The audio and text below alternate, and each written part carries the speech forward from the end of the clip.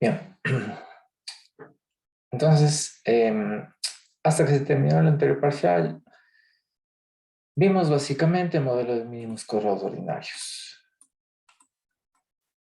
Pero únicamente vimos el modelo más fácil, que es el modelo bivariado, que es como tú tienes una y en función de una x, más el término de error. Este es el modelo más simple y más, digamos, didáctico que podemos encontrar, porque la realidad es obviamente distinta. Por ejemplo, si tú quieres hacer un modelo de consumo, tú debes meter variables, por ejemplo, el ingreso, debes meter variables como la educación, debes meter variables como género, eh, puedes meter variables como provincias, ciudades, que se puedes meter n variables. Y entonces el concepto que vimos de que únicamente depende de una variable, en realidad no es tan cierto como nosotros quisiéramos pensar, porque es el modelo más simple. Y entonces la verdad es que este modelo usualmente tiende a incrementarse el número de x. Entonces este va a ser x1 y luego vas a tener un beta 3, x2 y etcétera. Puedes seguir aumentando el número de betas n que tú quieres, más el término del error.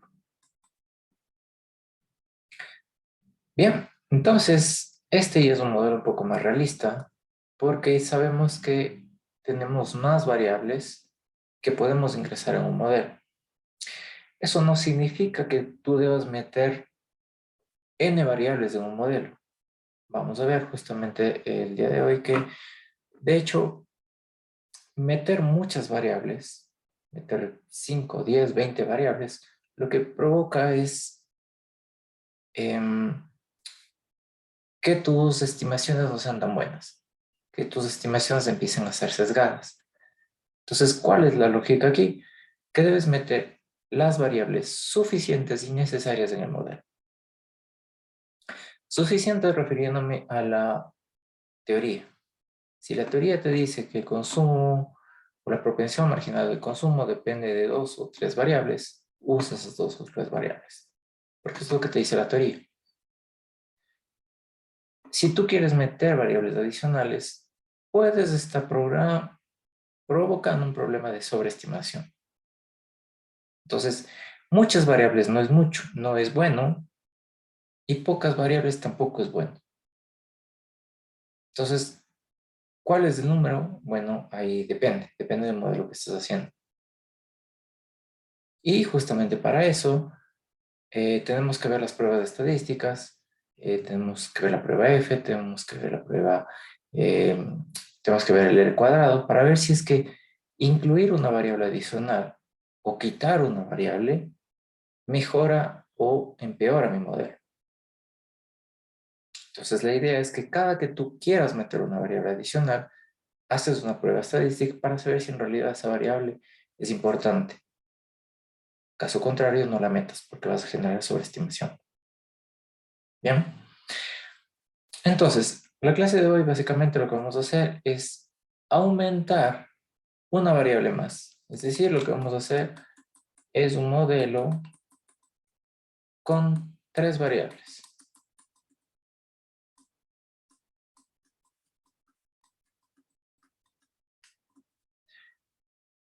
Y entonces vamos a ver cuál es la diferencia. ¿Qué pasa si aplicamos mínimos cuadrados ordinarios? ¿Todavía mantiene sus propiedades? ¿Qué pasa con el R cuadrado? ¿Todavía es eficiente? ¿Qué pasa con las pruebas F? ¿Te da otros valores distintos?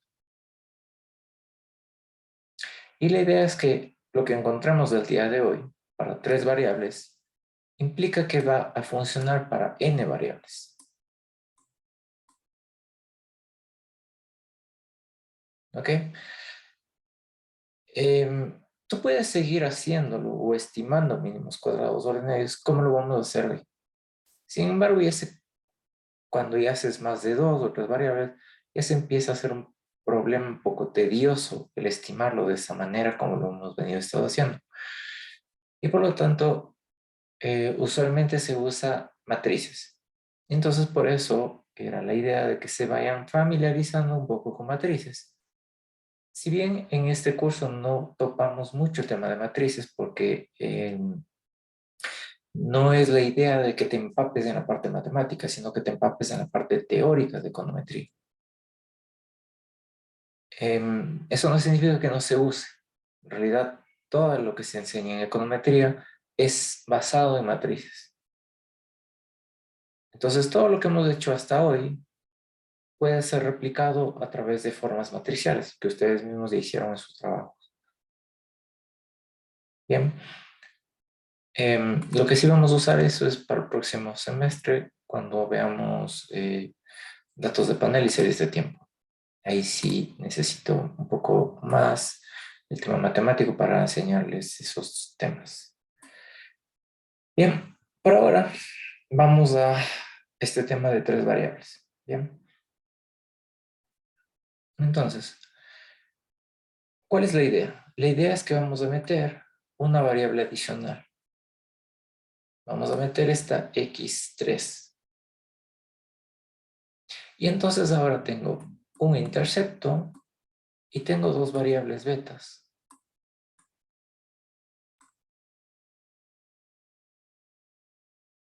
Y entonces ahora, ¿cómo será el gráfico? Todavía sigue siendo así.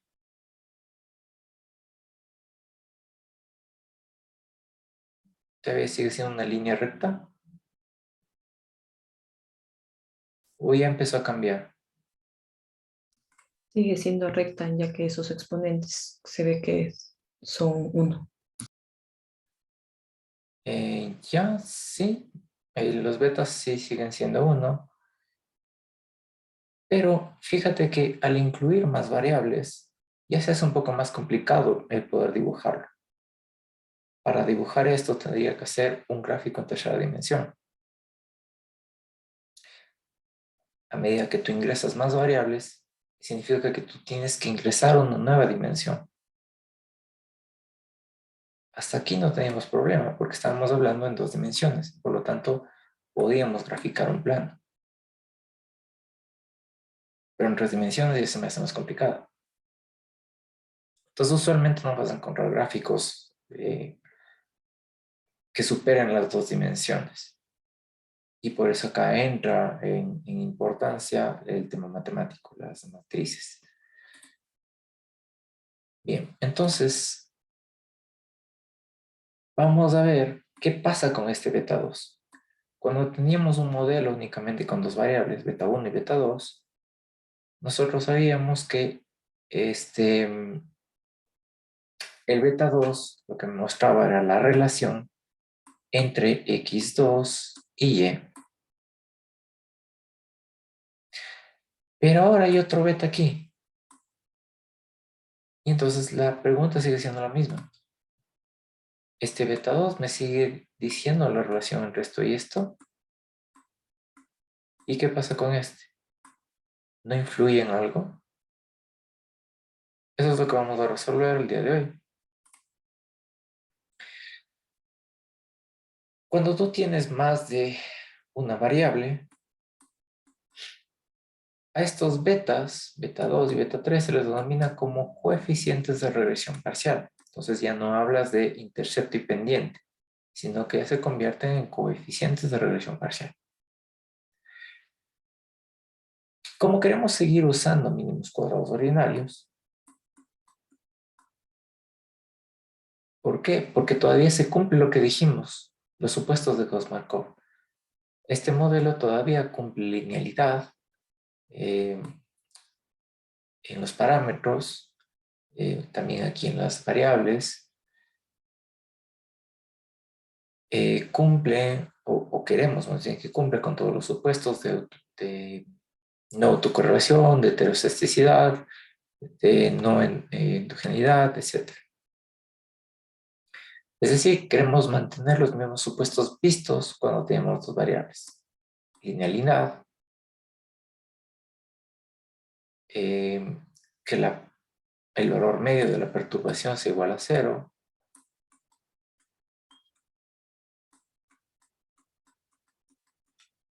que la varianza del error sea constante,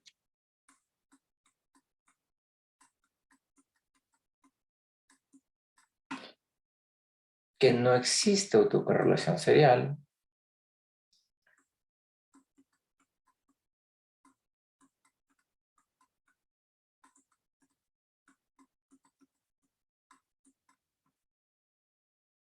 y que no exista colinealidad.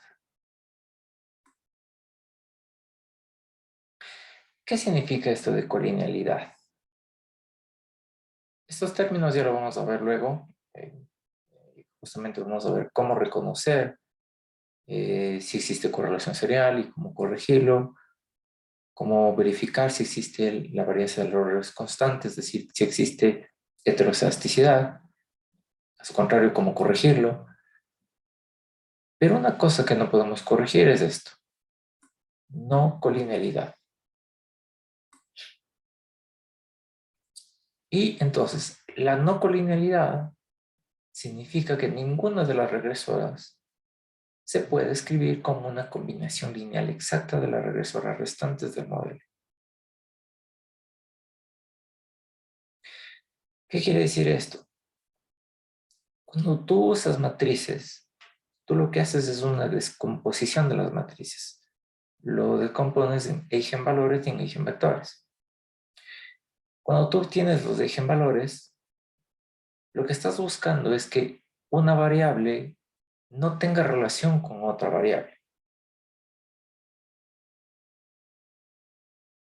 Porque si existe una relación entre estas, significa que una depende de la otra.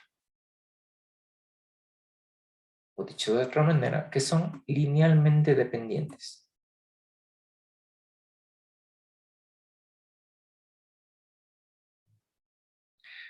Y entonces, si yo te pongo aquí que esto, un lambda 2, depende de esta variable x2, más un lambda 3, y que esto debe ser igual a 0, te estoy diciendo que existe una relación entre estas dos variables.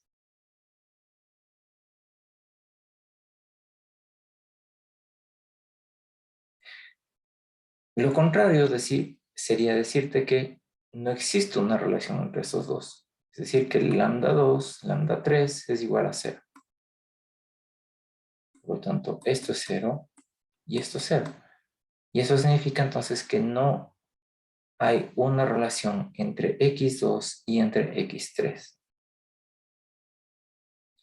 O, visto en términos de matrices, encontramos eigenvalores únicos. Significa que no depende una variable de la otra. ¿Y por qué me interesa eso? ¿Por qué me interesa que sean linealmente independientes o que sean no colineales? Porque a mí me interesa que estas variables de acá no tengan una relación, no se relacionen. La correlación entre x2 y x3 debe ser 0 o cercano a 0 o muy bajito, cosa que no influya la una en la otra.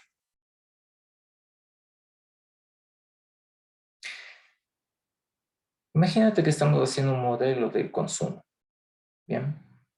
Y tú ingresas dos variables. La una es educación y la otra son años de escolaridad. Los años de escolaridad dependen de la educación que tú tengas. Significa que estas dos variables tienen una relación.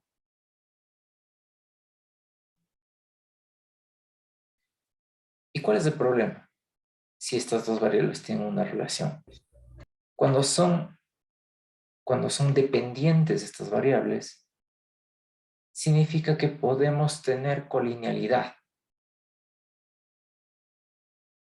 Y por lo tanto, este es un supuesto de Gauss-Markov que estaría violando los supuestos de mínimos cuadrados ordinarios. Y eso significa entonces que mis estimadores o mis estimaciones van a ser erróneas.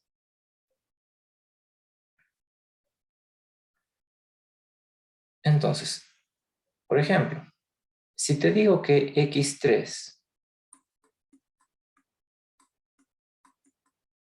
esto es igual a menos 4x2, lo que te estoy diciendo es que hay una relación entre estas dos variables. Cuando multiplicas a 4 por x2, te va a dar x3. Y entonces la correlación entre estas variables no es cero, es algo distinto de cero. Depende la una de la otra.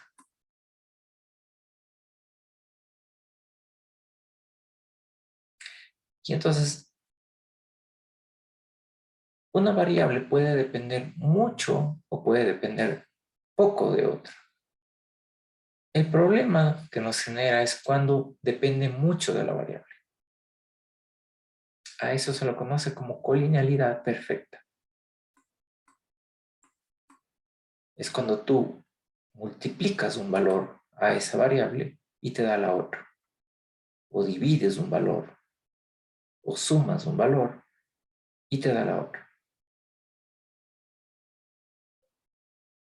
Es decir, que hay una relación exacta entre las regresoras.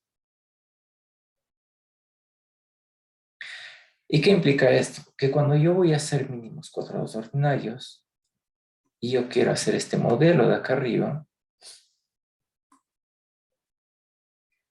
cuando lo plasme en R este modelo, R me va a dar un error y me va a decir colinealidad perfecta. O me va a decir, ¿sabes qué? Eliminé una variable porque era exactamente o muy parecida a la otra. Entonces te va a sumar ahí una advertencia y te va a decir, eliminé educación porque se parecía mucho a la variable de años de escolaridad. ¿Qué está haciendo? Te está evitando darte un error. Por eso elimina una variable y te deja únicamente con una. Porque cuando tú haces mínimos cuadrados ordinarios con colinealidad, no vas a obtener un resultado. Te va a dar error.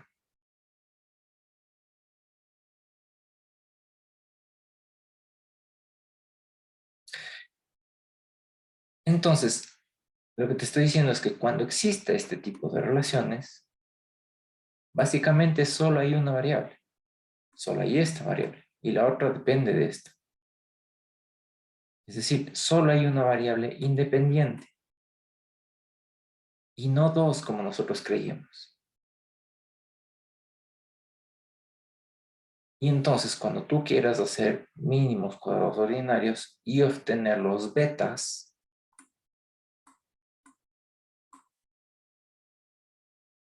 estos betas van a tener relación. Y entonces ahí ya no funcionan mínimos cuadrados ordinarios.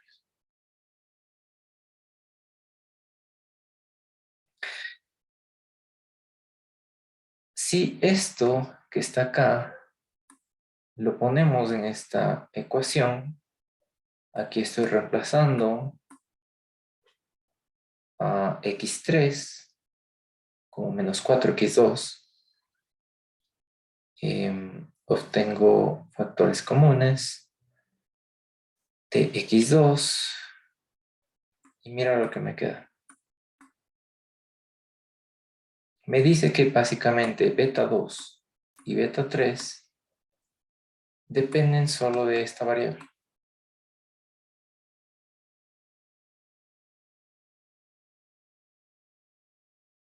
Y si yo uno todo esto y le denomino como alfa, me va a quedar este modelo. Esto me va a dar error.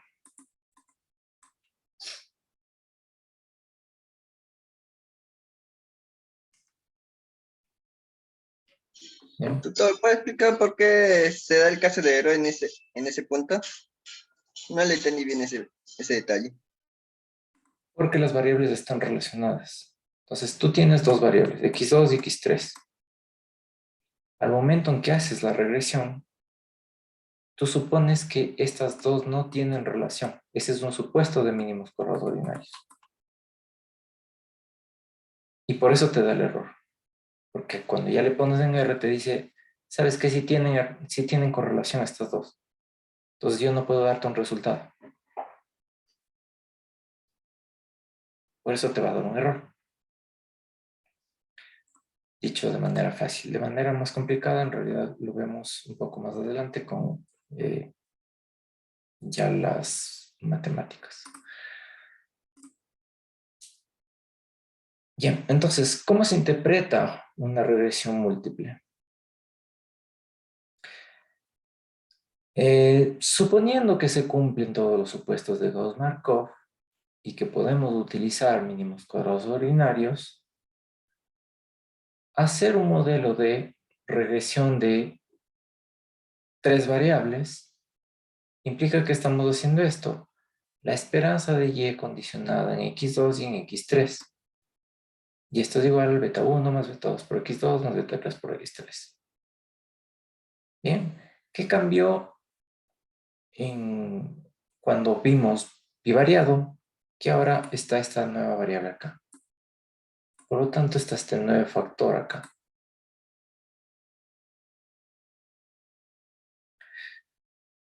Entonces, al igual que en el caso que vimos de dos variables, el análisis de regresión múltiple es básicamente el análisis de regresión condicional sobre los valores fijos de las variables explicadas. Entonces, lo que vamos a obtener mediante la regresión es la respuesta media de los valores y a los valores dados de la regresora x. Es decir, estamos haciendo exactamente lo mismo que cuando hicimos el caso bivariado. Estamos buscando exactamente lo mismo. Estamos buscando una línea que cruce por este x2 y por este x3.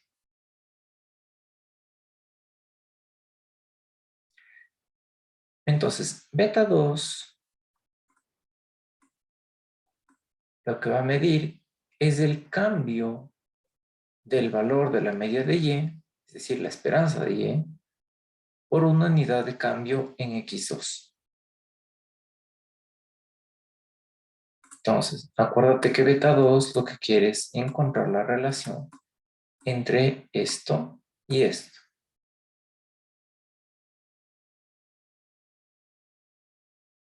¿Y entonces qué hacemos con esto? A esto lo consideramos constante. Es decir, ceteris paribus. ¿Y eso qué significa? Que cuando tú tengas 3, 4, 5 variables, al momento en que tú hagas la regresión, para interpretar estos betas, tú vas a interpretarlos como lo hemos venido interpretando. El cambio de x2 en función de y, manteniendo lo demás constante, suponiendo que lo demás no cambió. Entonces, lo adicional que tú pones al momento de interpretar es esto, manteniendo lo otro constante.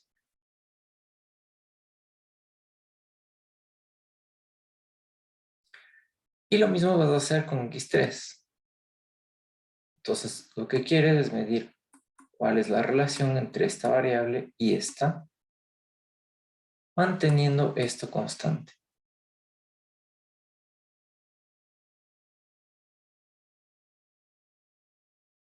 Bien, entonces, a medida que vas añadiendo más variables, la forma de interpretar es la misma que hemos visto hasta este momento. Lo único adicional es que dices que lo demás se mantuvo constante.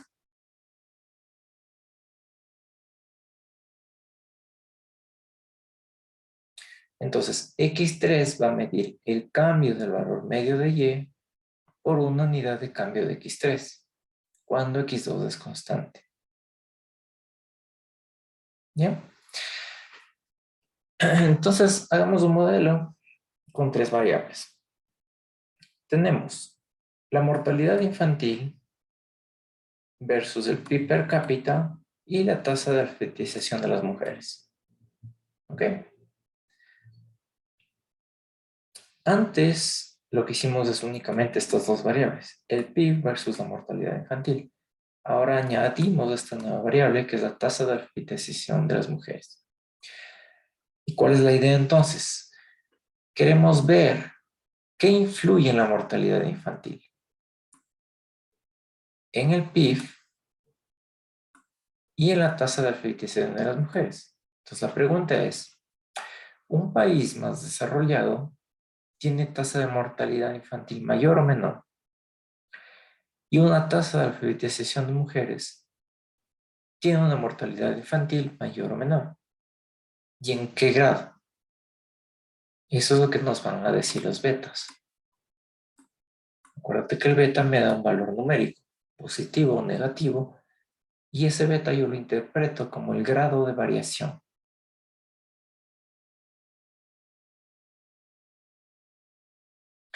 Entonces, vamos a hacer un pequeño ejercicio y yo te digo, ¿qué pasa si yo quiero determinar la influencia directa entre TAM y la mortalidad infantil?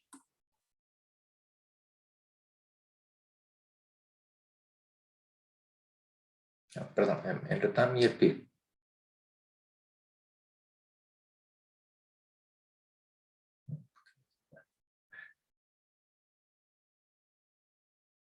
¿Cómo haríamos eso?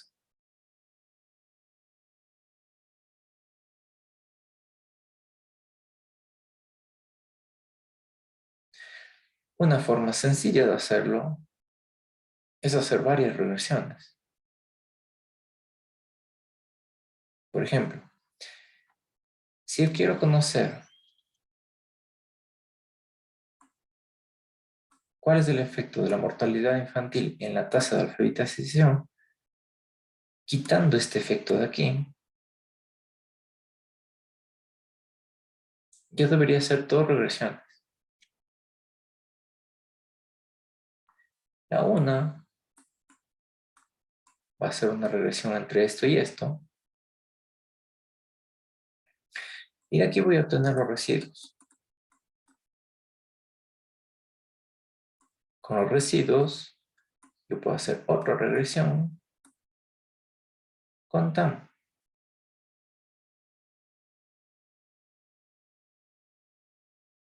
¿Qué es lo que hice? En la primera regresión, yo obtuve la relación entre la mortalidad infantil y el PIB. Pero a mí no me interesaba esa relación. Me interesaba lo que quedaba de eso, es decir, los residuos. Y con los residuos hice otra regresión, ahora sí para encontrar cuál es la relación con TAM. Esto se conoce como una purificación.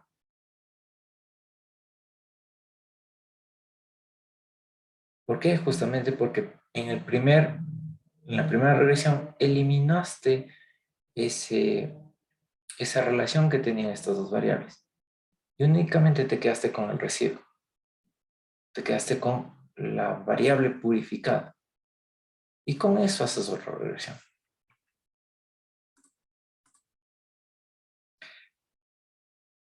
Entonces, aquí te muestro 3 pasos o 3 regresiones. La primera regresión sería hacer la mortalidad infantil versus TAM. La segunda regresión va a ser el PIB per cápita versus la mortalidad infantil. Entonces, mira, aquí estás obteniendo la relación entre estas dos variables. Esta relación se guarda aquí en el beta.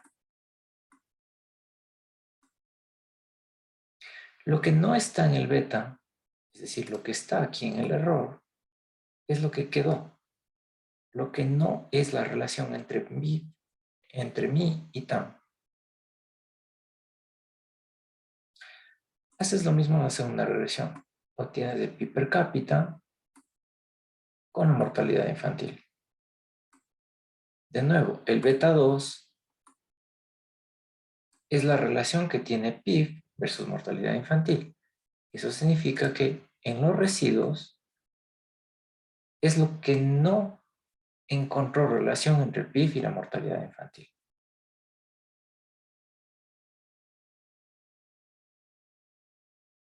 Ahora, si obtengo estos dos residuos, porque yo ya hice la regresión, obtuve los muy estimados, los muy purificados.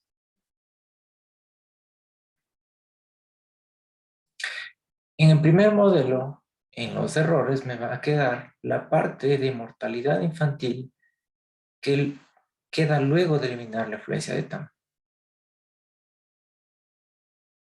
Y en el segundo va a ser la parte de pi per cápita que queda después de eliminar la mortalidad la influencia de mortalidad infantil.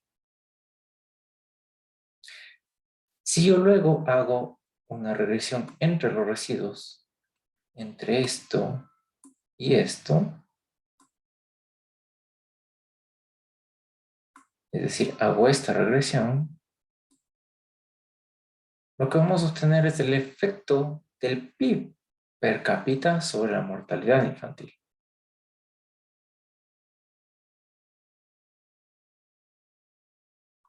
Es decir, lo que eliminé fue este efecto.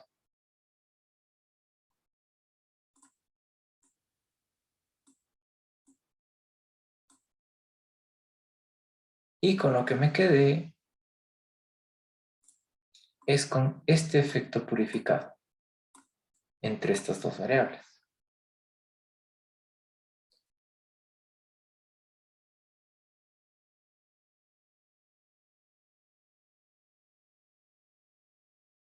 Fíjate que en este resultado, o más bien dicho, en la tercera regresión, tú no tienes el intercepto, no tienes el beta 1. ¿Por qué no hay el beta 1?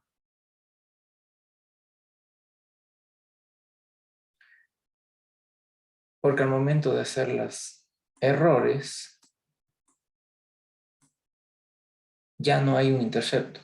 Al momento de hacer la tercera regresión, ya no tienes un intercepto, porque ese efecto ya se eliminó.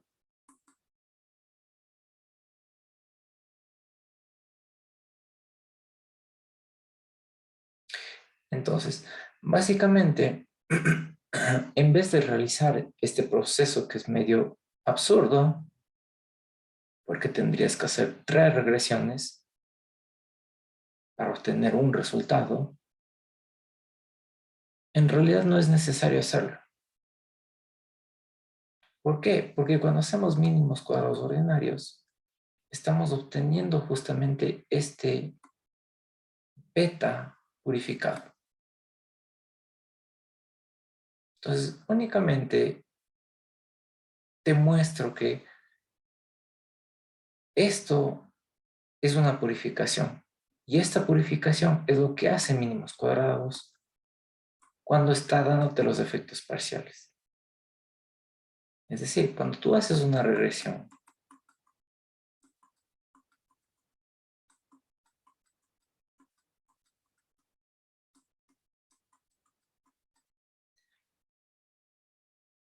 R ya te está dando este proceso, ya te está dando este beta purificado y este beta 3 purificado. Por eso hace un momento te dije que cuando hacemos la regresión en R, ya nos está dando la relación entre esta variable y esta variable, pero manteniendo constante esta variable.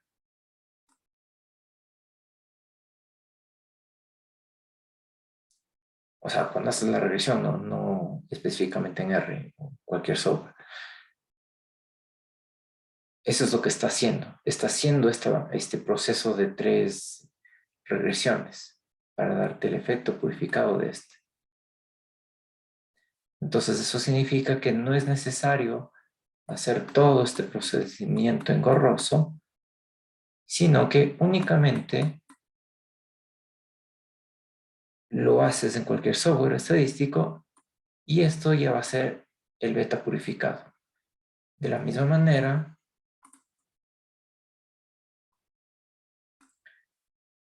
para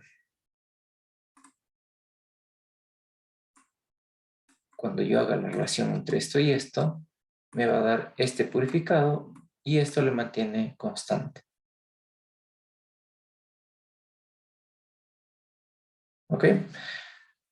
Entonces, de nuevo, todo esto es para decirte que al momento en que hacemos mínimos cuadrados ordinarios, lo que nos está dando son regresiones parciales.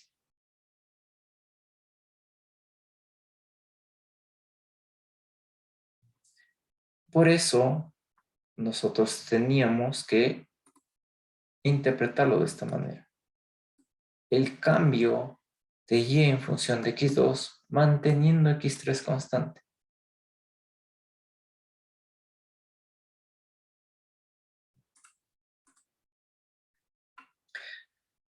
Bien, entonces veamos cómo se puede estimar esto. Cómo se estima los coeficientes de regresión parcial, es decir, cómo llegas a esos betas. Y entonces, de nuevo partimos de esta ecuación. Y de nuevo, como queremos hacer mínimos cuadrados ordinarios, tenemos que minimizar los residuos al cuadrado. Entonces, minimizamos los residuos, la sumatoria de los residuos elevados al cuadrado. Es esto. Y de nuevo, lo que tenemos que hacer es derivar. ¿Respecto a qué? Respecto a beta 1, respecto a beta 2, respecto a beta 3. Entonces, de nuevo, vamos a obtener esto, que es para cuando tú derivas respecto a beta 1. ¿Qué es lo que te dije hace un momento? Que lo que hace es exactamente lo mismo. Busca una línea que pase por las medias poblacionales de Y, de X2 y de X3.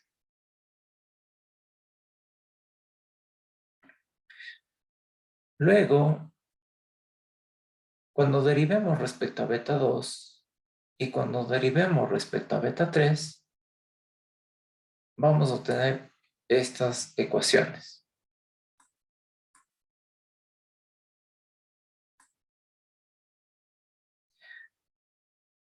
Y ahora, acá viene un problema, bueno, más bien un problema es una complejidad matemática porque se hace un poco engorroso y se hace demasiado largo un proceso de derivación de esta manera.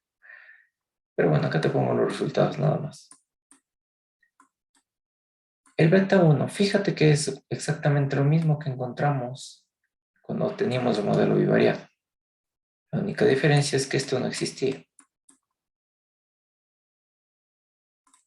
Porque no había la variable x3. Ahora sí existe. Y entonces te dice exactamente lo mismo. Que el beta 1 lo vas a definir como la media, es decir, cuando beta 2 es igual a 0 o como cuando beta 3 es igual a 0.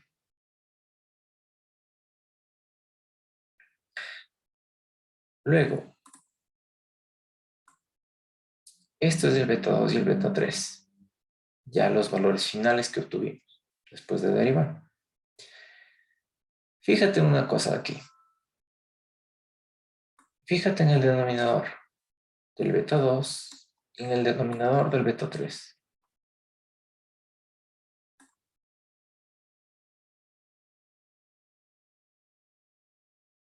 Son exactamente lo mismo.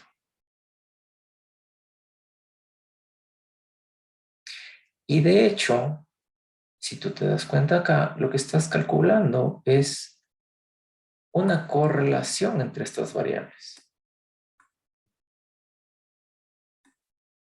entre x2 y x3.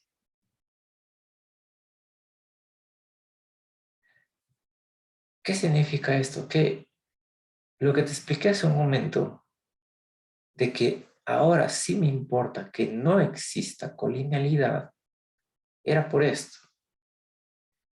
Porque imagínate que si x2 y x3 son iguales, cuando yo divido para este valor, me va a dar error. Es algo no calculable. Y entonces aquí es por qué no debe existir colinealidad. Porque si existiera, tú no puedes calcular este beta 2, ni puedes calcular este beta 3. Entonces, no puede haber colinealidad perfecta. Es decir, no pueden ser exactamente iguales, no pueden ser el 1, que es la correlación entre estas dos variables.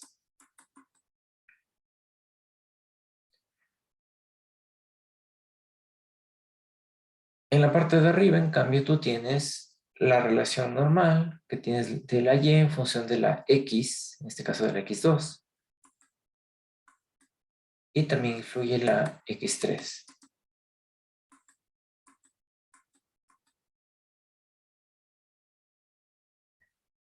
De nuevo, ¿qué te está diciendo? Que lo que buscas es que x2 no sea tan parecido a x3 para que te dé efectos parciales puros.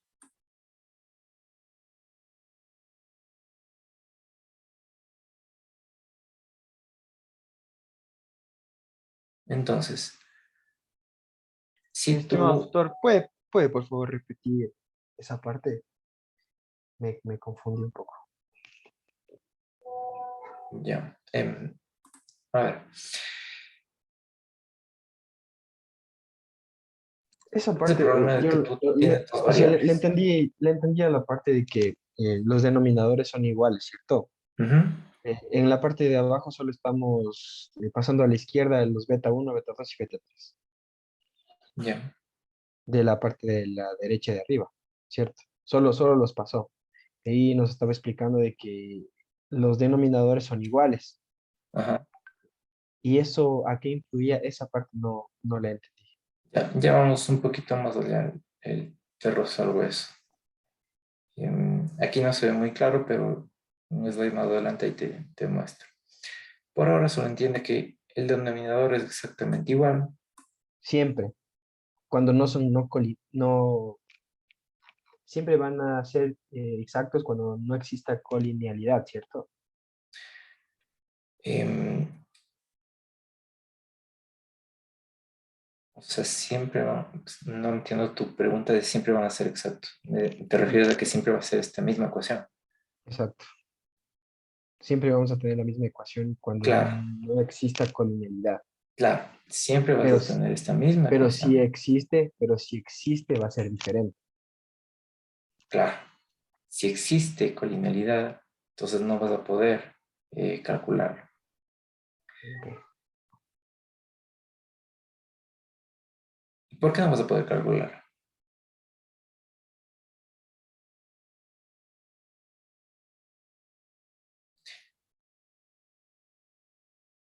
Si es que la colinealidad aquí te da 1, y si es que la multiplicatoria de la varianza de x2 por la varianza de x3 te da 1, significa que 1 menos 1 te da 0. El denominador es 0 y por lo tanto no vas a poder calcular, te va a dar indefinido.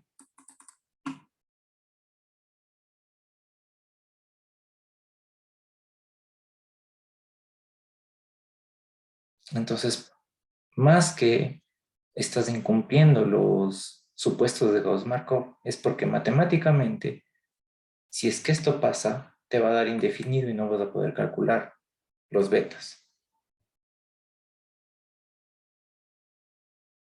Y lo mismo pasa acá abajo, porque es el mismo denominador, te va a dar 0, el denominador, por lo tanto te va a dar indefinido. Entonces ahora sí entiendes por qué es la colinealidad importante. Sí, Pero ya lo vemos igual un poquito más adelante, porque esto se convierte como un R, como un coeficiente de correlación. Entonces, si tú te das cuenta, estas dos ecuaciones básicamente son simétricas. Dependen casi de las mismas variables. X2, X3, X2, X3, Y, X3, X2, Y, X2, X3.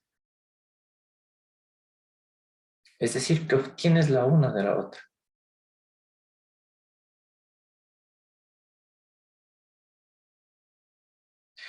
Entonces, cuando hacemos tres variables, cuatro variables, cinco variables, vas a terminar haciendo exactamente lo mismo. Sino que aquí vas incluyendo aquí vas incluyendo otra variable y aquí también incluyes otra variable. Entonces, por eso te decía que a medida que tú vas aumentando el número de variables, esto ya se hace cada vez más engorroso. Y por lo tanto, por eso es más fácil usar matrices. Porque simplemente pones la matriz y listo. Sabes que el beta estimado es igual a x transpuesto por x, esto al menos 1 por x transpuesto por y. Y ya. Aquí pueden estar n número de variables. Y este siempre va a ser el resultado de las betas.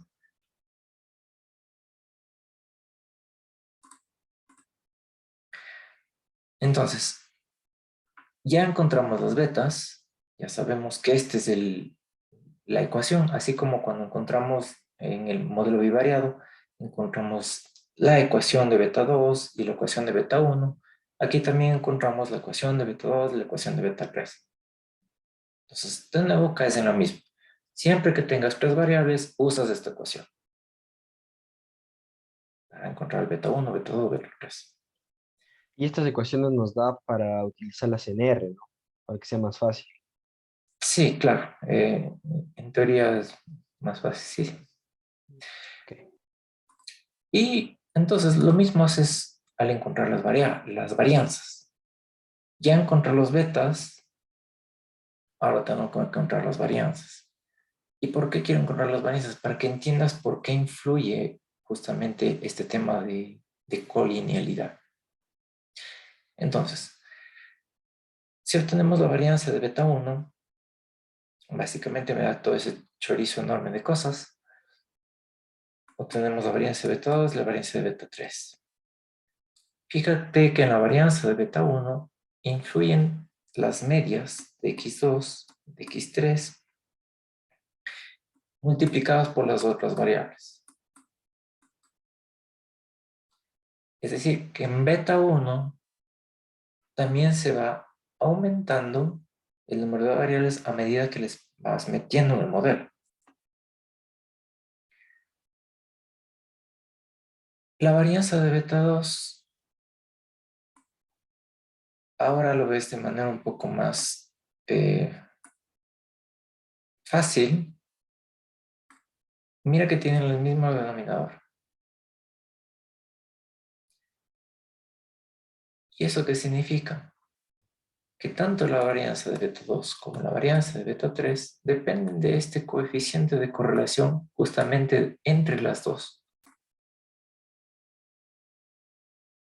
Y por eso te decía que si este coeficiente de correlación es 1, 1 menos 1 me da 0 y por eso me daba indefinido.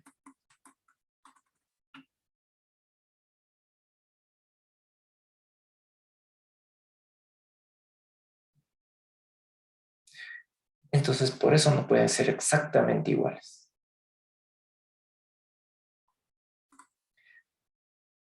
Entonces, la varianza de beta 2 va a depender del sigma cuadrado y de la correlación entre x2 y x3.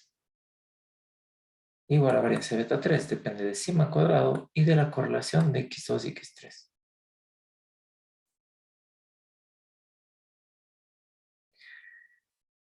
Y únicamente para que te acuerdes, la covarianza es justamente el coeficiente de correlación dividido para el coeficiente de correlación por las varianzas de cada uno, es decir, la varianza de x2 y la varianza de x3.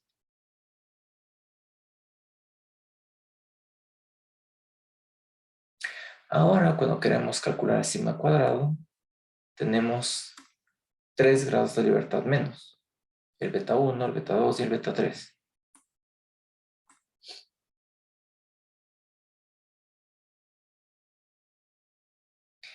Y el coeficiente de correlación básicamente es la varianza de x2 por x3 elevado al cuadrado. Perdón, es la sumatoria de x2 por x3 elevado al cuadrado dividido por la varianza de x2 por la varianza de x3.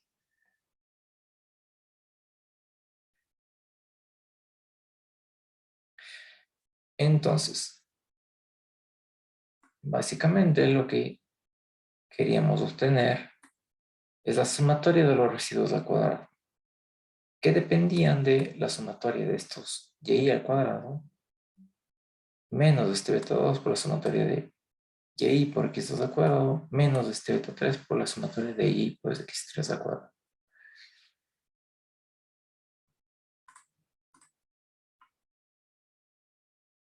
Entonces, una vez que hemos encontrado las varianzas de estos betas, y ya sabemos que lo que influye en estas varianzas es primordialmente esta correlación,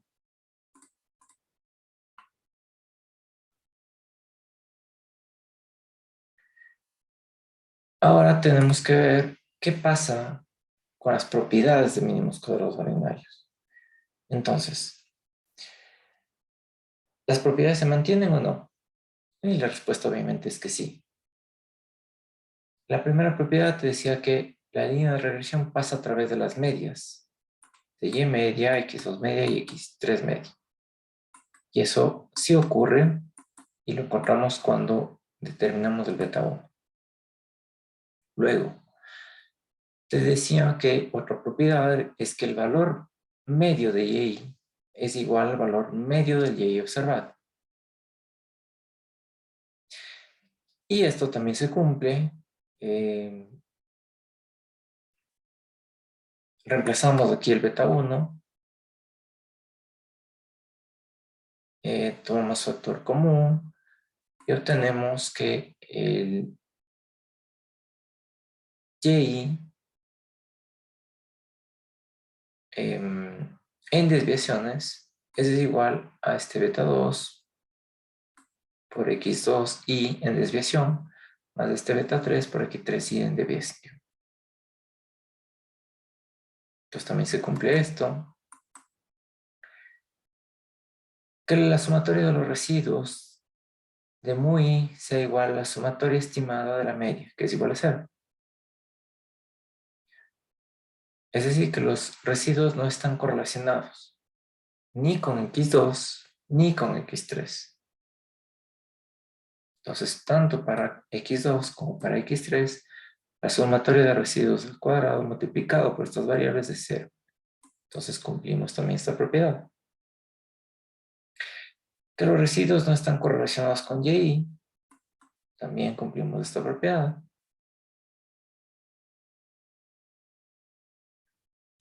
Y entonces, a medida que el coeficiente de correlación entre las variables x2 y x3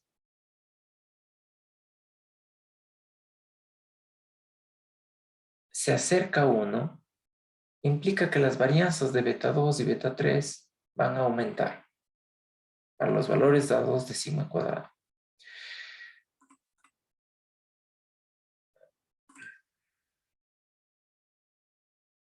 A medida que esto se incrementa,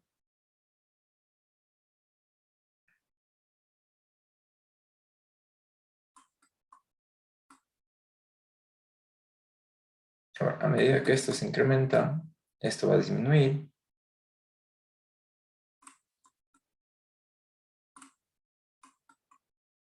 Y por lo tanto esto va a aumentar. Y a medida que esto disminuya, esto va a aumentar y esto va a disminuir. Es decir, que mira cómo influye el coeficiente de correlación. El coeficiente de correlación entre la variable x2 y x3 influye en la varianza.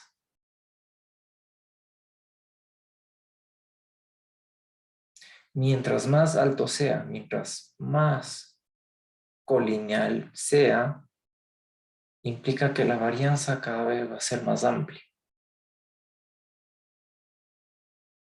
Y una varianza más amplia significa entonces que tienes más probabilidad de cometer el error de tipo 1.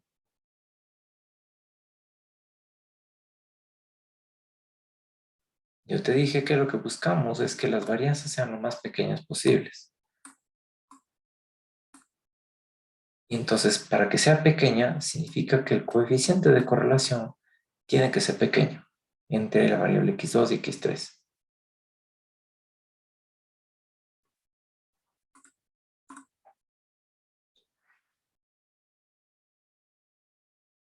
Bien, y además influyen en el sigma cuadrado, porque obviamente influye en el error y por lo tanto va a inflar el sigma cuadrado.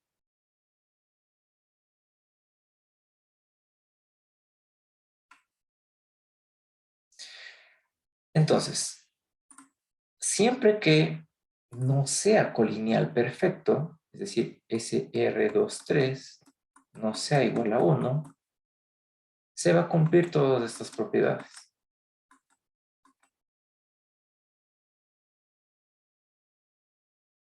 Siempre que no sea igual a 1.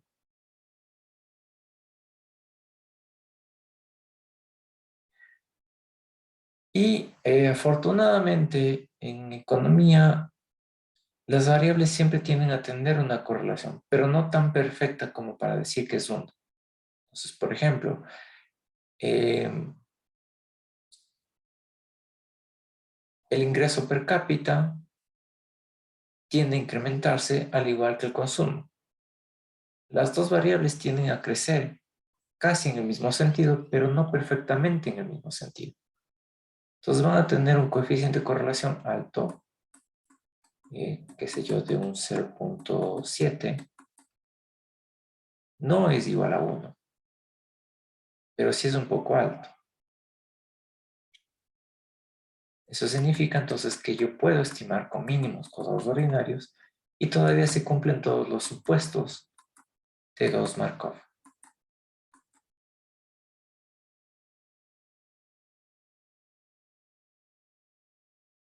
Si es que es más bajo, aún mejor. Si es que el coeficiente de correlación es de 0.3, aún mejor, se van a seguir cumpliendo estos supuestos de mínimos cuadrados ordinarios. Entonces, básicamente, lo que te estoy diciendo es que usar 3 variables, 4 variables o 5 variables implica que en todos esos casos vas a cumplir con los supuestos de Gauss-Markov y por lo tanto vas a cumplir que con linealidad, que sean sesgados, que tienen varianza mínima y por lo tanto siguen siendo Meli.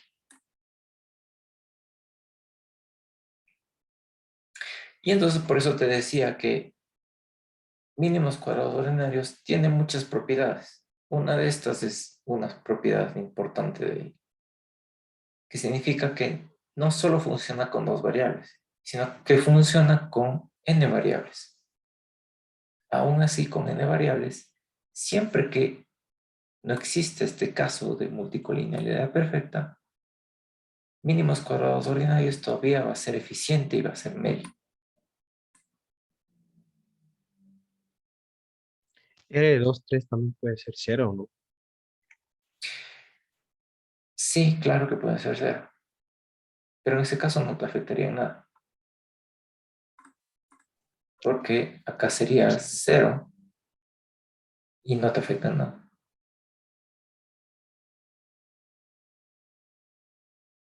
Lo que sí te afecta es cuando es 1, porque ahí sí se vuelve indefinido.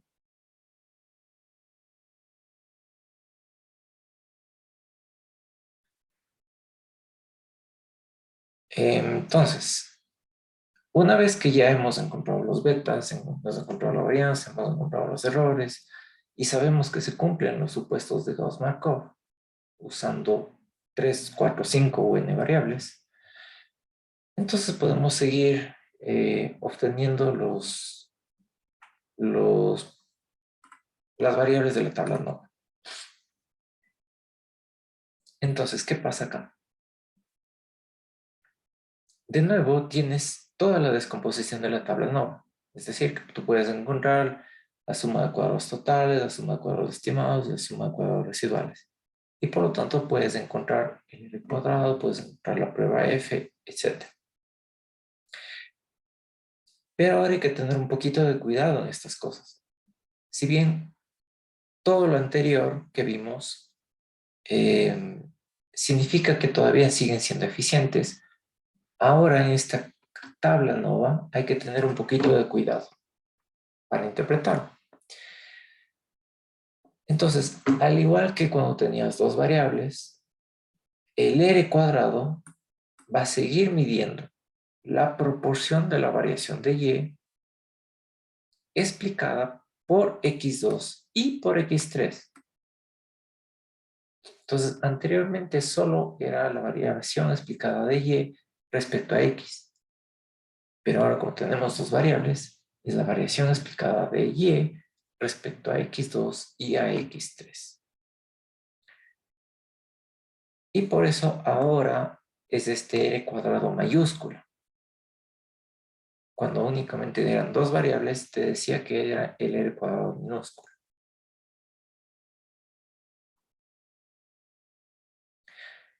Y entonces, de nuevo puedes hacer esta descomposición y puedes encontrar la sumatoria de cuadrados totales, la sumatoria de cuadrados estimados y la sumatoria de cuadrados residuales.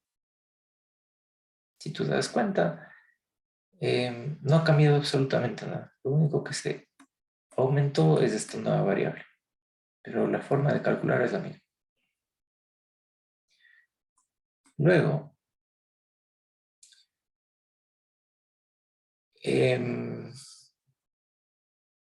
sabemos que la sumatoria de cuadrados estimados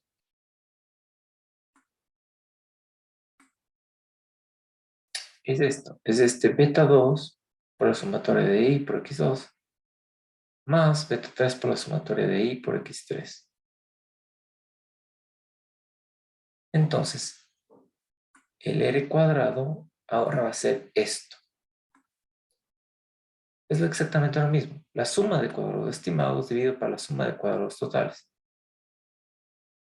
Antes solo teníamos esto de acá. Ahora incluimos esto de aquí, este beta 3. Pero lo interpretamos de la misma manera. Es exactamente lo mismo. Este R cuadrado va a estar entre 0 y 1.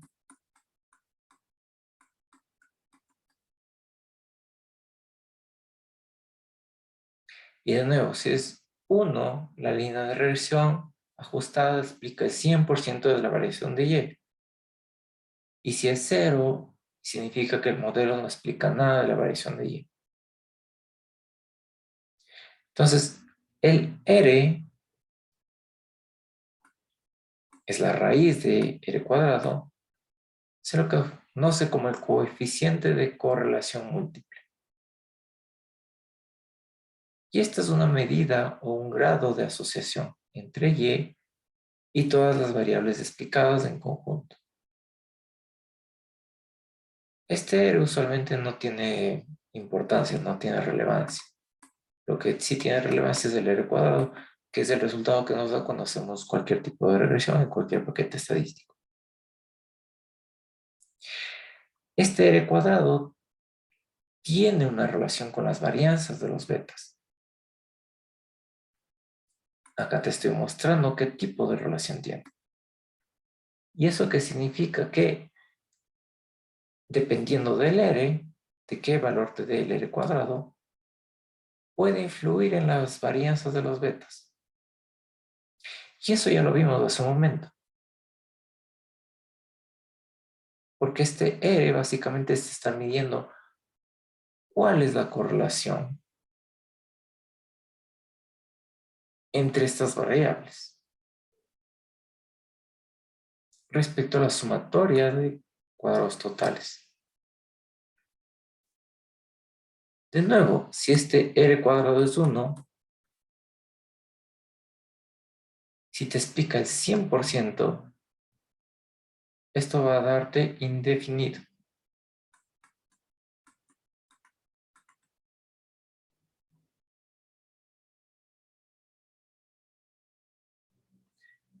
Afortunadamente casi nunca te da 1, entonces se puede calcular las varianzas de los betas, pero sí va a influir en cuán grande o cuán pequeño sean las varianzas de estos betas.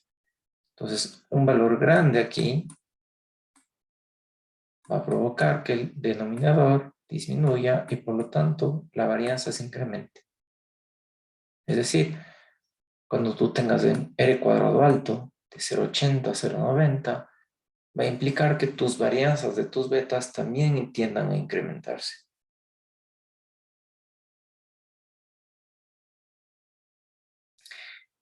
Y entonces, si bien el R cuadrado, cuando vimos el modelo bivariado, nos decía cuán bien se ajustó mi modelo, vemos ahora que también este R cuadrado influye en que las varianzas de mis betas sean mucho más amplias.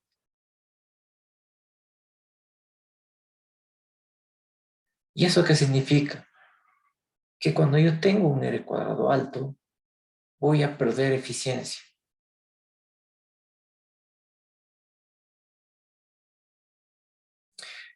Y justamente ese es el problema, porque el R cuadrado tiende a incrementarse a medida que tú incrementas el número de variables.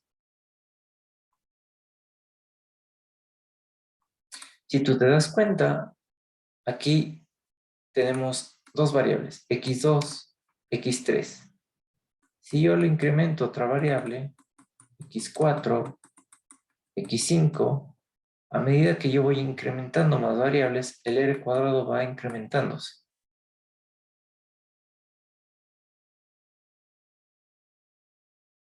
Y por eso te dije, cuando iniciamos esta clase, de que no es bueno meter muchas variables en el modelo. Porque si te das cuenta, a medida que vas metiendo más variables en el modelo, el R cuadrado va incrementándose por su construcción y por lo tanto va a provocar que tus varianzas de tus betas también se incrementen, provocando ineficiencia.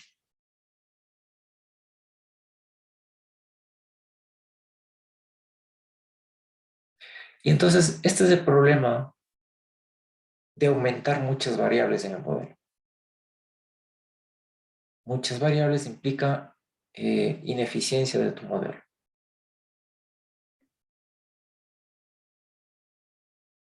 Por eso son pocas pero buenas.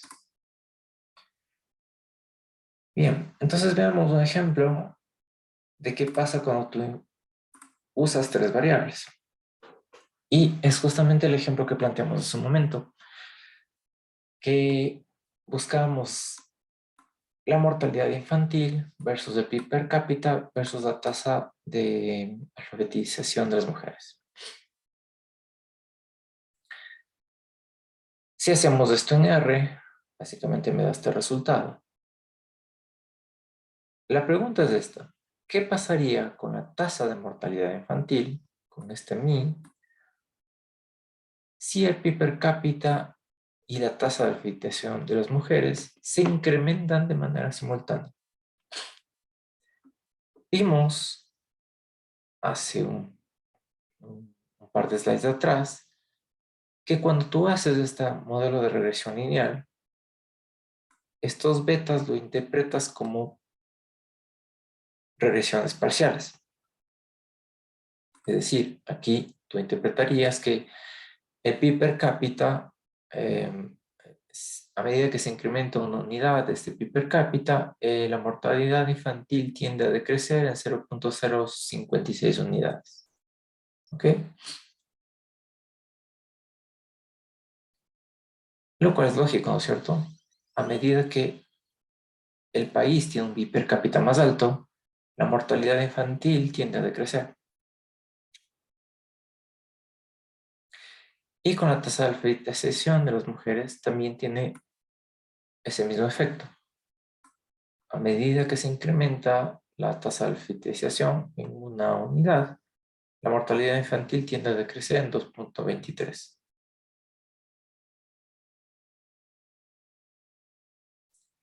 Entonces, ahorita lo que te dice es una interpretación individual de esta y de esta, pero manteniendo lo demás constante. Entonces, la pregunta es, ¿qué pasa si yo quiero saber si se incrementa esto en una unidad y se incrementa esto en una unidad? Es decir, de manera simultánea los dos se incrementan al mismo tiempo. Entonces, como el PIB per cápita está en dólares y como la tasa de alfabetización de las mujeres está en puntos porcentuales, lo que yo tengo que hacer es multiplicar a cada uno de estos coeficientes por los cambios propuestos. Entonces, este caso es una unidad de dólar y una unidad de punto porcentual. Entonces tomo este beta, le multiplico por 1 y tomo este beta y lo multiplico por 1, que es lo que está aquí. Y sumo los dos efectos.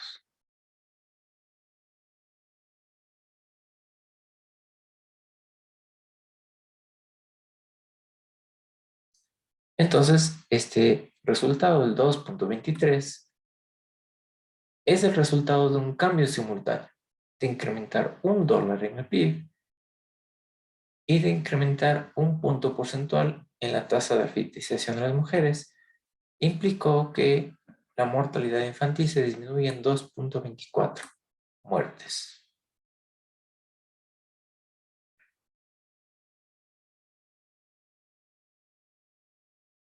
Bien. De igual manera, puedes seguir interpretando el modelo como lo hemos visto, en función de su significancia estadística, en función de su R cuadrado, y más adelante vemos el R cuadrado ajustado, en función de su prueba F. Profe, buenas noches. Yo tengo una pregunta. ¿Por qué, eh, o sea, por la relación que hay entre el PIB per cápita y el MI, asumo que una unidad monetaria, al subir una unidad monetaria del PIB, bajaría el MI? ¿O por qué asumo que disminuye si me quedo en positivo? ¿Me voy a entender? Por esto, mira que aquí este beta te Por lo da que con signo negativo. Entonces, por eso te está diciendo que al aumentar una unidad de PIB per cápita, al aumentar $1 de PIB per cápita, redujiste la mortalidad infantil en menos 0.05. Y al aumentar un punto porcentual de la tasa de alfabetización de las mujeres, redujiste 2.23 puntos porcentuales de la mortalidad infantil. El y signo te está diciendo en qué dirección se está moviendo. ya. Y en caso de que, por ejemplo, hubiese quedado, o sea, hay la posibilidad de que quede uno positivo o uno negativo en este tipo de ejercicios de mortalidad y PIB, Sí. o siempre las dos van a la misma dirección. No. Esto depende de las variables. Por ejemplo, ¿qué variable se te ocurre que aumente la mortalidad infantil? Puede ser, por ejemplo, la tasa de desnutrición o la falta de acceso a hospitales. Si tú metes esas variables aquí, tasa de alfabetización o acceso a hospitales, cuando tú hagas la regresión te va a dar con valor positivo. Y eso es lo que te está diciendo, es justamente eso, que una falta de acceso a hospitales va a incrementar la mortalidad infantil.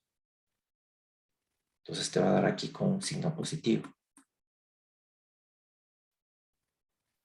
Ya. Entonces, depende de las variables que tú metas, obviamente. En este caso, obviamente, queremos reducir la mortalidad infantil, no queremos aumentar. Pero si tú quieres verlo desde el otro lado, de buscar qué variables son las que están incrementándolo, claro que puedes hacerlo. Ya, profe. Gracias.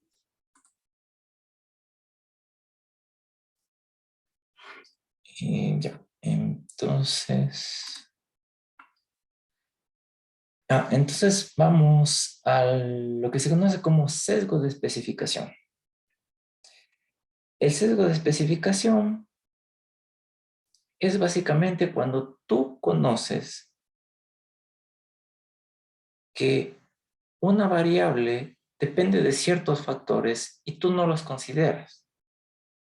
Entonces, por ejemplo, aquí nosotros sabemos que la mortalidad infantil depende de estas dos variables, del PIB per cápita y la tasa de alfabetización de las mujeres. ¿Qué pasa si es que yo solo hago este modelo? ¿O qué pasa si yo solo hago este modelo? Significa que yo estoy excluyendo una variable que sé que es importante para este modelo.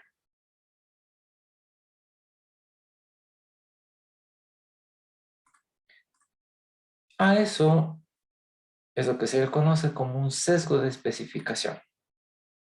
Cuando tú haces un modelo que no es el que debías hacer. Este es el modelo verdadero. Este es el modelo que tú deberías hacer.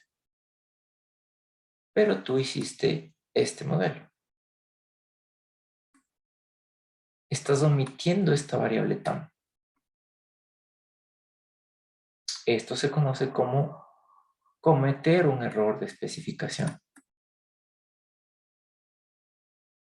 ¿Cuál es el problema de hacer esto? De que tú obtienes un estimador sesgado del verdadero. Es decir, que el beta que tú obtienes no va a ser el verdadero. Tú estás omitiendo una variable y por eso no es verdadero. Entonces comparemos. Aquí tengo la mortalidad infantil versus el PIB per cápita. Y me dio este beta, menos 0.01. Cuando en realidad el beta es menos 0.005. Entonces, si te das cuenta que tú estás sobreestimando, tú estás dándole un mayor peso a algo que no tiene ese peso. Lo mismo hacemos con mortalidad infantil versus TAM. Y obtenemos el beta, te dice que es 2.39. Cuando el verdadero era 2.23. Pues mira que de nuevo estás sobreestimando. Ese es el problema de no incluir todas las variables en el modelo. Y entonces tú me vas a decir, pero ¿qué mismo? Hace un rato me dijiste que no meta muchas variables y ahora me dices que no ponga pocas variables. Y sí, ese es el problema. De que no tienes que poner ni muchas ni pocas. Pocas te causa sobreestimación. Muchas te causa mucha variabilidad. Y entonces hay que buscar un punto exacto del número de variables que debas meter en el modelo. Usualmente los modelos no tienden a tener más de 5 variables, ya exageradamente. ¿Y cómo tú te vas a ir dando cuenta si esa variable es importante o no? Justamente cuando hagamos las pruebas de hipótesis de la prueba F. Ahí te vas a dar cuenta de si esa variable es importante o no. Y si tú debes incluirla o debes quitarla.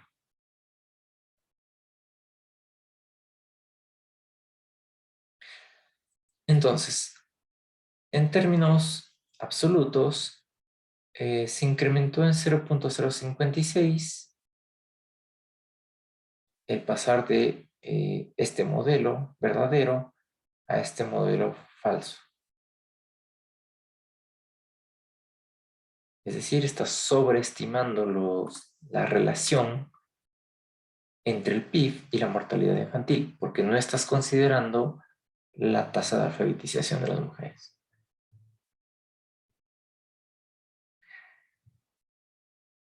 Obviamente los errores de estándar son distintos. Si tú te fijas en estos errores, 0.032 y acá es 0.002. El R cuadrado acá era 0.70, acá el R cuadrado es 0.16.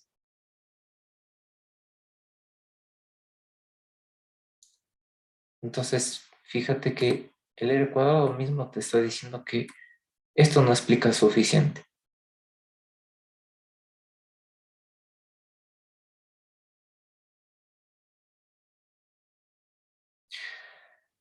Entonces, ¿cuál es el problema de omitir una variable o de cometer este sesgo de especificación?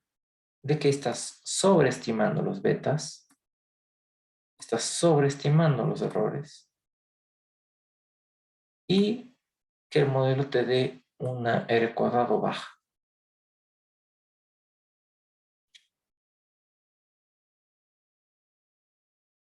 Las consecuencias son mucho más graves que esto, pero eso es en resumen básicamente. El problema de omitir variables. Entonces, vamos a ver qué pasa cuando tú tienes una R cuadrada ajustada. Acá los modelos siempre te muestran esto. R cuadrado es de 0.16. R cuadrado ajustado es de 0.1528. Entonces veamos cuál es la diferencia del uno y el otro.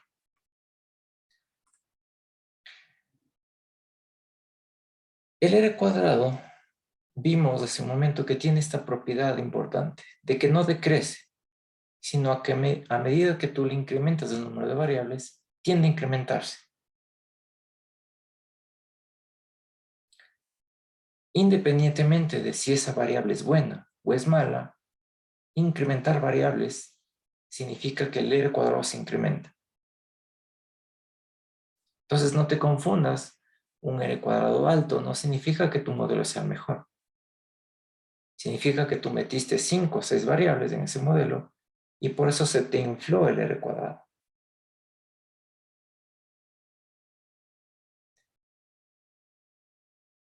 Entonces, como sabemos que este R cuadrado, en esta forma que la hemos visto hasta ahora, tiende a incrementarse, es decir, que es un estimador mentiroso, lo que tenemos que usar es el R cuadrado ajustado. ¿Qué es el R cuadrado ajustado? Básicamente es esto, es la suma de cuadrados estimados dividido para los grados de libertad. Y la suma de cuadrados totales dividido para los grados de libertad. ¿Cuál es la diferencia con el otro? Es que ahora, al incluir grados de libertad, tú estás evitando que este R cuadrado se vaya incrementando a medida que tú incrementas el número de variables. Por eso se le conoce como ajustado, porque le ajusta de acuerdo a los grados de libertad. Este R cuadrado también puede ponerse de esta manera, como 1 menos sigma al cuadrado dividido para la varianza muestral de Y. Obviamente, este R cuadrado y este R cuadrado ajustado tienen alguna relación.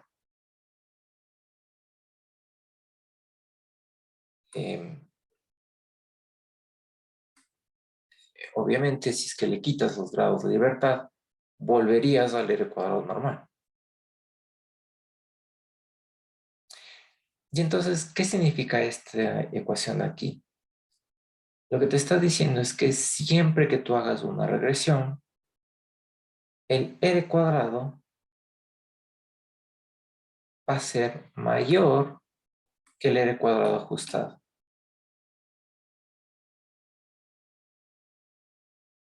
Además te dice que el r cuadrado ajustado puede ser negativo. Y este r cuadrado no necesariamente. Cuando este r cuadrado ajustado sea 0, tú le vas a tomar, cuando sea, perdón, menor a 0, tú le vas a tomar como si fuera 0. ¿Ok? Entonces comprobemos esto. Acá, rápido. Mira, el r cuadrado es mayor que el r cuadrado ajustado. Esto siempre va a pasar. Y por eso siempre te digo que uses este de acá. Este es un r cuadrado más real.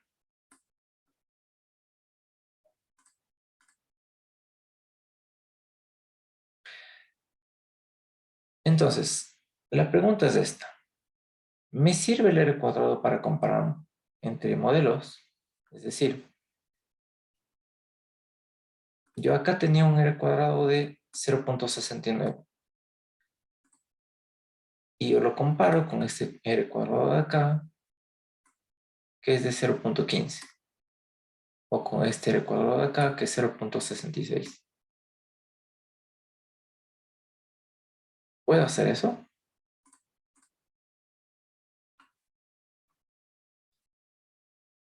Sí se puede hacer, siempre y cuando tengas las mismas observaciones, es decir, el mismo tamaño de muestra. Y siempre que la variable dependiente sea exactamente la misma. Es decir, que yo puedo comparar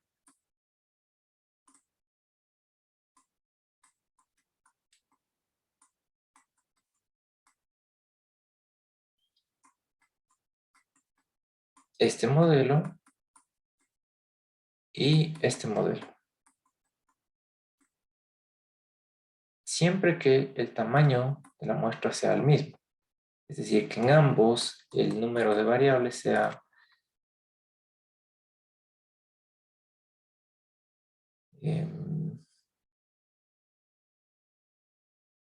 63.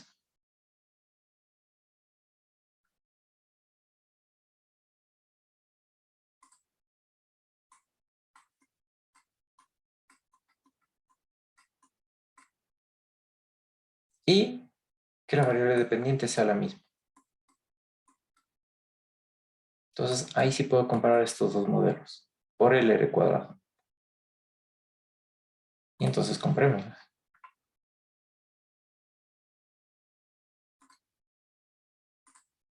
Entonces, en este caso, tenemos la misma variable dependiente,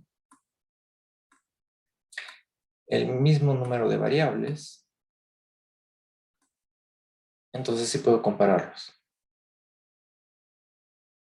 Y entonces este modelo obviamente es mucho menor o mucho peor que este modelo. ¿Qué quiere decir entonces? Que el PIB per cápita no es un buen estimador para mortalidad infantil, tanto como la tasa de mortalidad, la tasa de alfabetización de las mujeres. Este es un mejor modelo. Esta es una mejor variable. Es decir, la tasa de mortalidad infantil explica mucho más. La tasa de alfabetización de las mujeres explica mucho más respecto a la mortalidad infantil.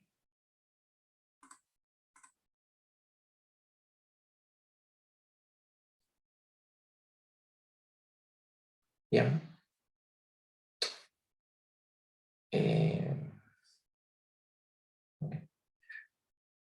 ¿Y qué pasa si están en diferentes escalas?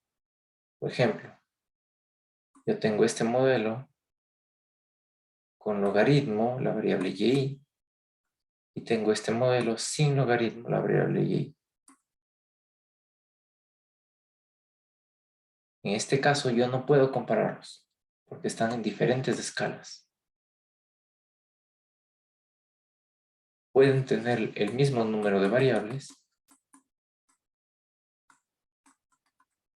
pero la variable dependiente es diferente. Está en una escala distinta. Por lo tanto, no puedo compararlos mediante el R cuadrado.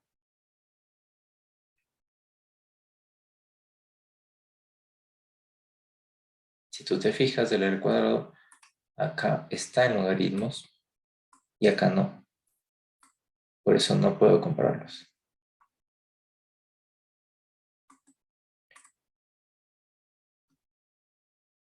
Bien, entonces, ¿cuál es la asignación del R cuadrado entre las regresoras? Entonces, cuando hicimos este modelo, cuando hicimos el modelo verdadero, tuvimos este R cuadrado. Cuando hicimos este modelo solo con el PIB, obtuvimos este R cuadrado. Cuando obtuvimos este modelo de tasa alfa de sesión, obtuvimos este R cuadrado.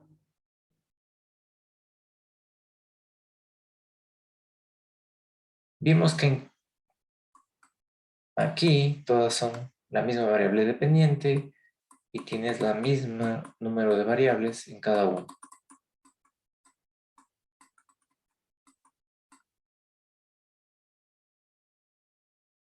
Entonces, la pregunta es, si yo resto 0,70 menos 0,16, o si yo resto menos 0,70 menos 0,66, ¿eso significa que encuentro cuánto aportó esa variable? Y la respuesta es no. No puedo hacer esto.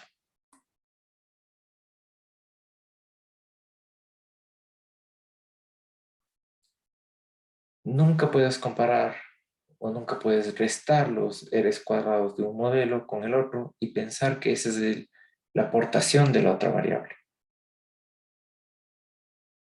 Porque como vimos hace un momento, como está construido el R cuadrado, depende de la variable X que está arriba.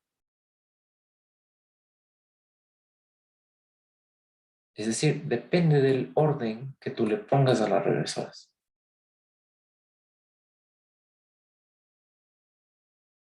Entonces, hacer esto, restar estas cosas, no puedes hacer para comparar modelos. Ahora, si bien ahorita nos estamos enfocando mucho en el R cuadrado, y parecería que lo que te estoy tratando de decir es que infles al máximo el R cuadrado para que tengas un mejor modelo, no es eso. Recuerda que nuestro objetivo no es tener el R cuadrado más alto. Nuestro objetivo es tener estimadores que sean consistentes, eficientes e insesgados. Y entonces aquí te dice, ten cuidado, nuestro objetivo no es tener un R cuadrado alto. Si del modelo que hicimos tenemos un R cuadrado alto, perfecto. Si obtuvimos un R cuadrado bajo, también perfecto. Porque eso está demostrando que las variables que estás usando no tienen relación.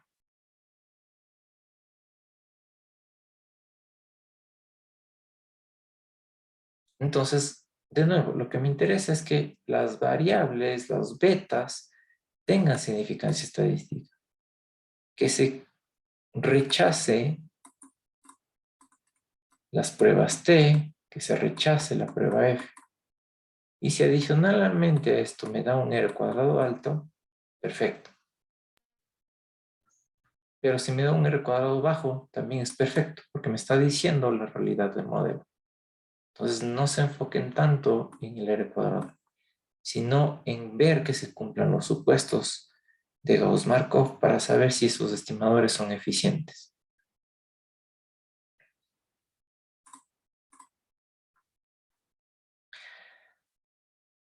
Y entonces, otro ejemplo sería hacer la función de producción de Cobb-Douglas. Esta función de producción, acuérdate que tiene esta forma donde tú tienes dos variables que pueden ser el trabajo y pueden ser el capital. Y tienes también un término de error. Obviamente, en este caso, los dos insumos son no lineales. Tanto el trabajo como el capital tienen elevado a un beta. Pero vimos que nosotros podemos linealizarlo a través de la aplicación o transformación, en este caso de logaritmos. Entonces, si aplicamos logaritmos a ambos lados, podemos linealizar este modelo.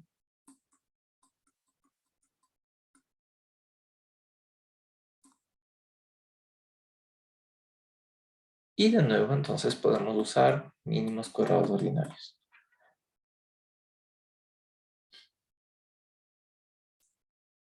Porque acuérdate que para mínimos cuadrados ordinarios no es necesario que sea lineal en las variables.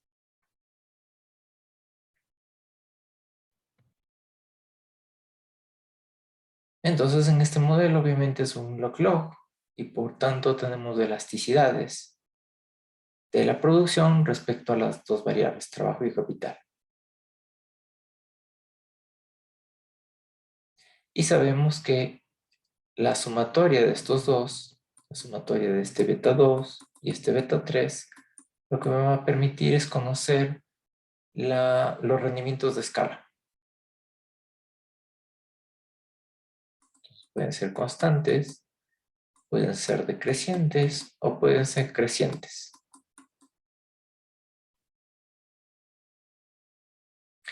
Entonces aplicamos.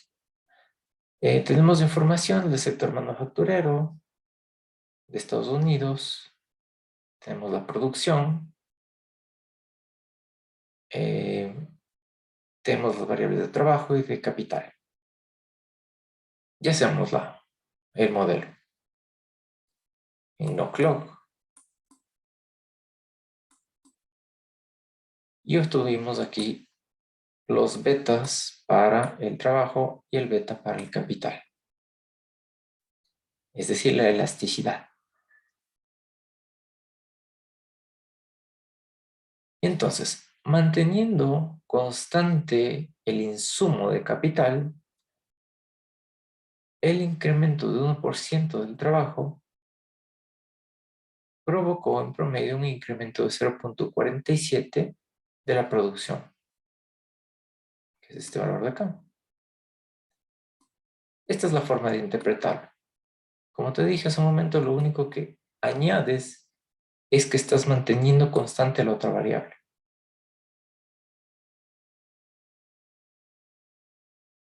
Y en este caso, obviamente, como son elasticidades, por eso siempre estás hablando en porcentajes.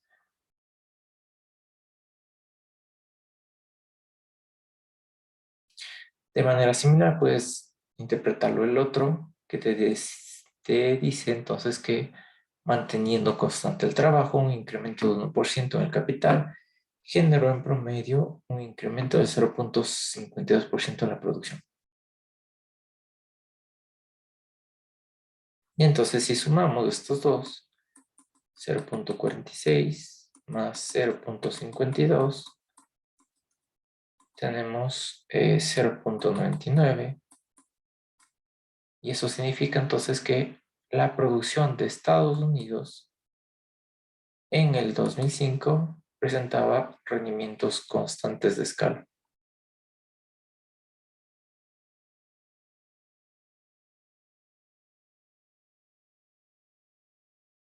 ¿Ok? Entonces, para eso funciona meter más variables.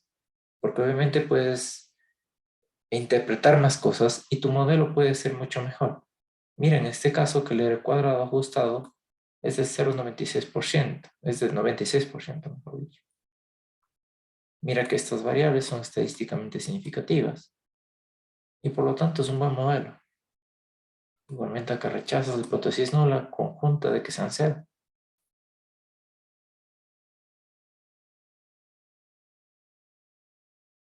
Entonces, incrementar más variables puede ayudarte a mejorar tu modelo. siempre y cuando esas variables sean las indicadas para meterlos ahí.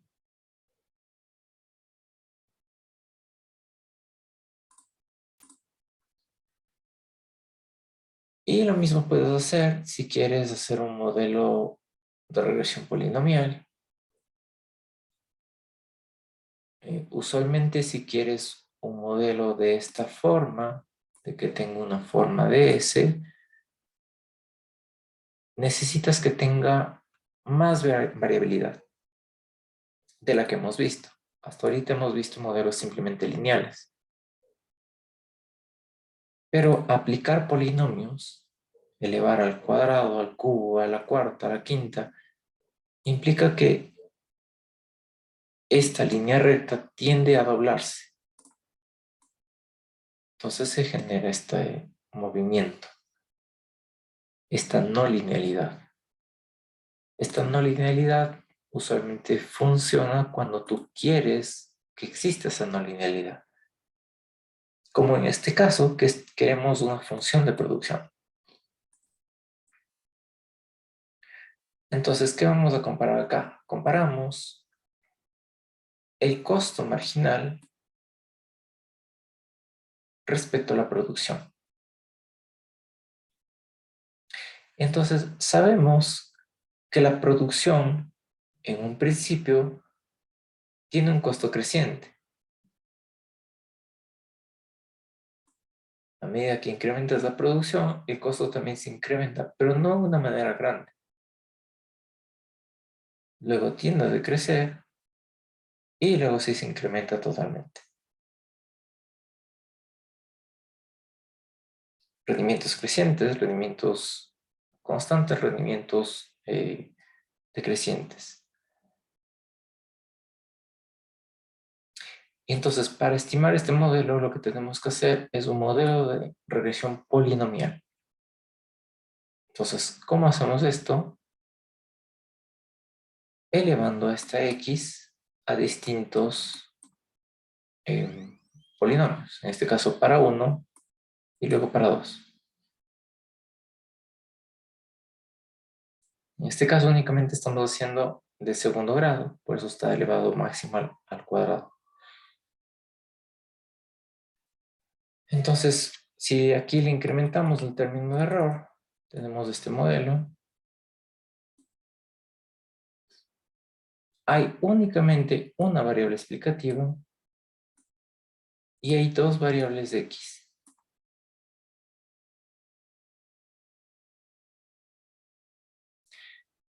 Pero estas variables de x están elevadas a distintas potencias.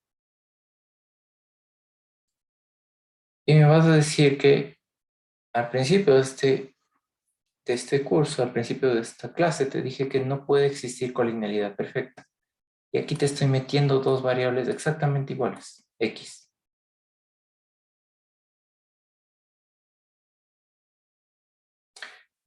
Sí y no. Sí, porque sí son variables, es la misma variable, va a ser la producción. Y no, porque van a estar elevados a distintos polinomios.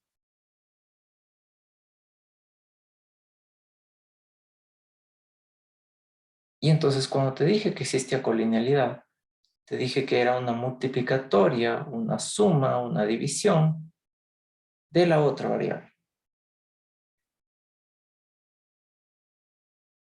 En este caso no lo es porque es una función polinomial de la misma variable.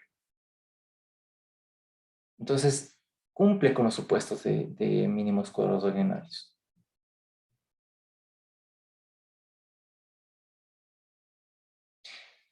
Y entonces esto podemos estimarlo mediante mínimos cuadrados ordinarios.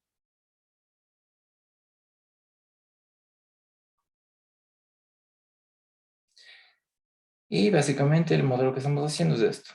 Costos totales,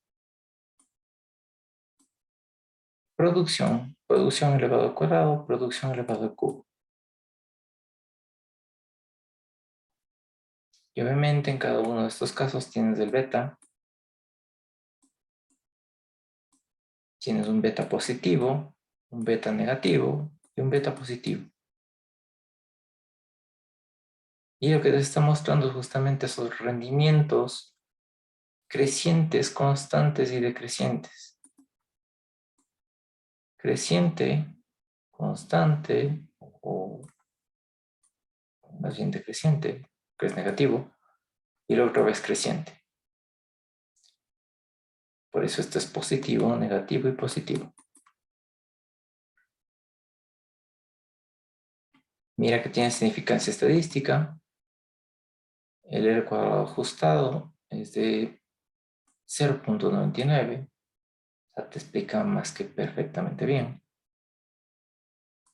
¿Cómo sabe que es constante? Cuando se acerca al cero, cuando está más acercado al cero, el Ah, beta, perdón, el X. como sé que es constante cuando el X se acerca a Claro, porque cero. usted dijo que son rendimientos crecientes, decrecientes y constantes. ¿Cómo sabemos que es constante? Ah, Cuando claro, cuando el beta se acercaría a se cero, acerca claro. al cero, ¿no? Ujú. Ok. Y eso. Bien, entonces, miren que incrementar variables obviamente mejora mi modelo, pero hay que tener cuidado de que no incrementar muchas variables, hay que tener cuidado en el R cuadrado, de que es un indicador medio mentiroso en ese sentido. ¿Ok? ¿Alguna pregunta respecto a esto?